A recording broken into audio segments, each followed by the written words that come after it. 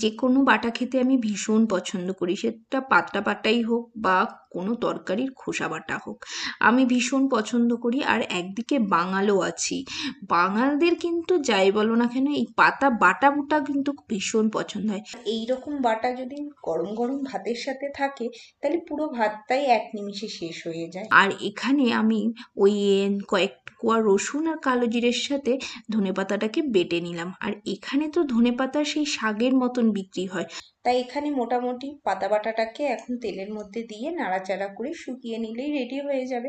আর এখানে শুভঙ্কর বুঝে উঠতে পারছে না কোথায় আমি ক্যামেরাটাকে সেট করেছি। সকালে একটু বানিয়েছিলাম ব্রেকফাস্টের জন্য চিড়ে, সেটাই এখন খাওয়া চলছে। আর আজকে আমার আরও একটা প্রাপ্তি হয়েছে, সেটা হচ্ছে আমার ছেলে হচ্ছে হ্যান্ড রাইটিং কম্পিটিশন আর আর্ট কম্পিটিশনে ফার্স্ট ক্লাস পেয়েছে। আর এটা হচ্ছে ওর প্রাপ্তি। আর একটা মায়ের কাছে সন্তানের উন্নতির থেকে বড় প্রাপ্তি কিছুই হয় না।